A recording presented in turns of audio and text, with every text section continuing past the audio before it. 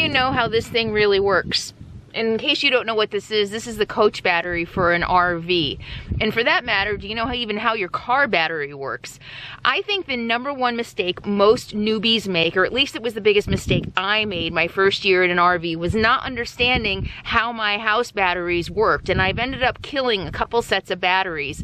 And so today I am going to explain to you in 5 minutes or less how your coach batteries work, how to prolong the life of them and make sure they stay healthy so that they can continue to power your coach and give you all the power you need while you're living in your RV. Let's get started.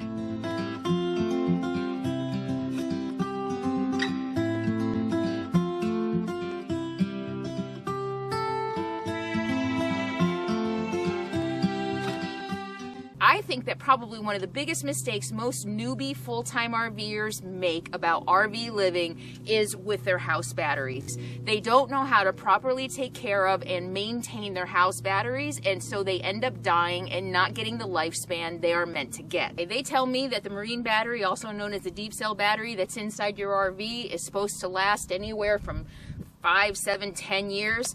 I've never had one last more than 2. And so I'm going to share with you the many mistakes that I have made in maintaining and taking care of my batteries that has caused me to go through so many sets of batteries so that you don't have to go through the same. First of all, why don't I explain the difference between a house battery and your car battery? Your house battery in an RV, also known as a deep cell battery or a marine battery, is different from the battery in your car.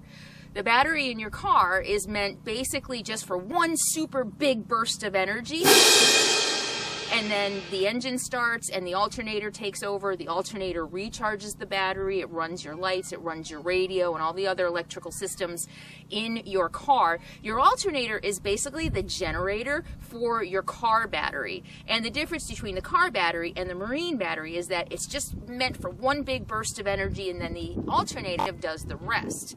Your house battery or your marine or your deep cycle battery, on the other hand, is meant to be slowly drained as you use it. Your electronics, everything that you're plugging into your coach, slowly drains the battery as you run it. And then you're supposed to be recharging it fully every day, and then slowly draining it and recharging it, slowly draining it and recharging it. And if you're not doing that, you are harming the battery and you are going to lessen the life of your battery. How do you charge your battery? And that was the biggest issue I had. A lot of people, when they first start out in RV living, and I'm talking boondocking, I mostly talk boondocking. If you're plugging into an RV park almost every day, or some kind of shore power, you're not really relying on your battery at all, so this isn't an issue. But if you're boondocking or dry camping and you don't have a solar system yet, this is going to be a real challenge for you, as it was for me. I didn't understand how much I really needed to run my generator to charge my batteries, and I probably wasn't, and I was not running my generator enough to fully charge my battery every day. In order to prolong the life of your house battery, your marine or your deep cell battery, you need to be recharging it to almost, at least, I think 90 to 100% every single day that you're using it. And if you're not doing that, you're draining the battery and you're going to diminish the life of the battery. And that's the biggest thing. You just need to find a way to make sure you're charging your battery 100% every day.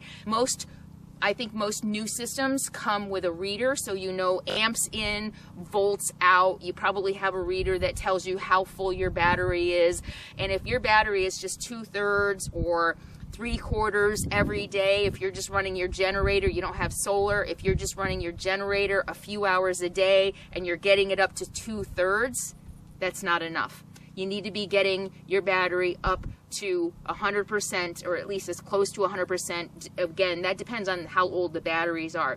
If your battery is older and already worn out, it may never get to 100%. First 50% charges pretty fast. From 50 to 70%, it charges slower. From 70 to 90, it charges even slower. And then from 90 to 100, when your generator is on or you're using your solar, it's more of a trickle charge, and it's going to take even longer to get from 90 to 100. So if you're running your generator for a few hours every day and just getting it up to 3/4 or 2/3, you're missing out on those longer hours of a trickle charge to bring it up to 100%.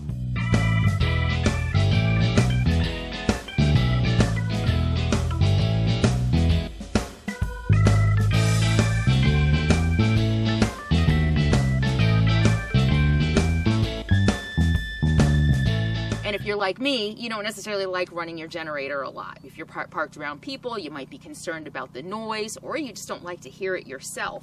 And I recommend solar. And even if that is just getting 100 watts of solar, which is what I had on my roof when I bought it, that might be enough if you're in most climates, if it's summer, if you're not in clouds and rain all the time. The 100-watt solar panel might be enough to just trickle charge in addition to the generator. So that's the biggest mistake I think most newbies make when they are first starting out in an RV, is they don't really understand how to charge their house battery, and therefore it gets weakened over time, and you're having to change your battery out more often than you should. And again, take it from me, I've gone through several sets of batteries already, and now that I've got my solar system, my 5 minutes is up. But now that I've got a solar system all set up, I'm all set, and my batteries are getting fully charged on a daily basis. If you want to learn more about my solar system, be sure to check up here.